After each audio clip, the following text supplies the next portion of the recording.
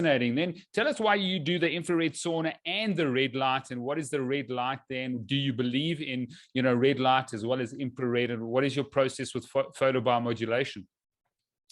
Yeah, for sure. And nowadays people have, there are infrared saunas that actually have red light in them. I don't have one. I have a little bit older infrared sauna, but the infrared sauna, really, the infrared penetrates deep in the cells, right? Deep into the tissue. And the heat along with that infrared really helps get toxins moving out of your system. We store toxins in our fat cells.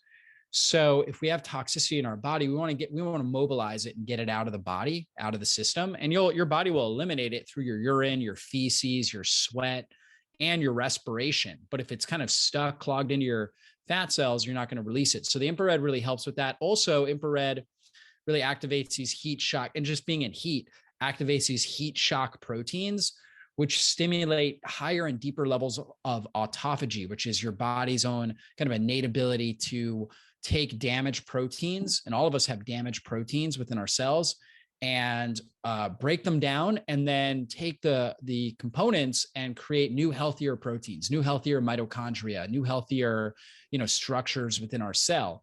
So we're literally rebuilding and recycling ourselves from the inside out. And the sauna really helps with that. I know I just feel a lot better. It's also, antimicrobial, antiviral.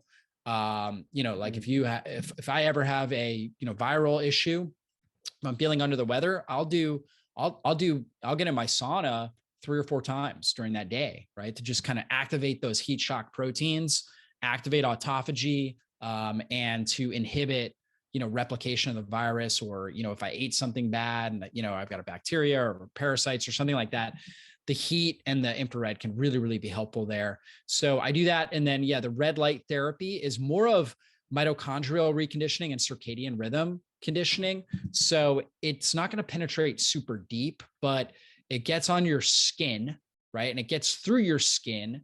And it's not like, I wouldn't say that it's going to get into your viscera and your major organs, whereas kind of the infrared sauna, if you're in there long enough, is going to have more of an effect there.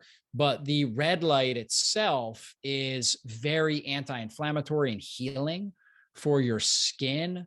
It's actually really good for your eyes, even though like it's very bright, and they give you, when you buy one of these things, they actually give you goggles, kind of like tanning bed goggles that you would wear to protect. But actually, believe it or not, I don't look directly at it. I just kind of look like off, slightly off to the distance, but it actually can be very healing for your eyes. And red light, is basically, and infrared, they're both frequencies of light that come from the sun. And so you'll see a lot of red light at sunrise and sunset.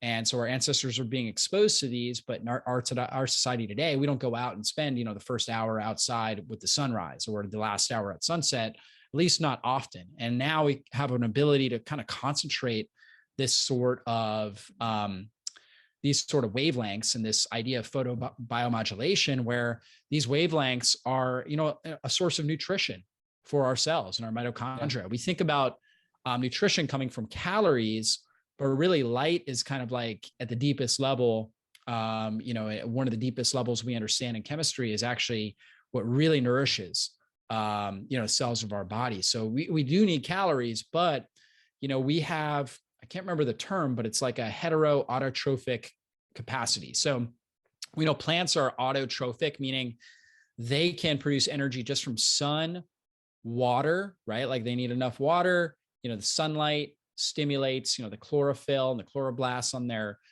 the green, the leaves, and they're able to produce ATP and energy from that, right? Now they do need some minerals and things like that they get from the soil, but they don't need calories, right? And so we have an ability to do that to a much smaller degree, but a very slight degree. We can produce some energy just through autotrophic capacity by being exposed to this light. And it really charges up our mitochondria, helps our mitochondria function better. And, the quality of your mitochondria is going to be a big dictator in the quality of your overall life, your brain function, your energy levels, your ability to heal. So red light therapy can be really beneficial for that.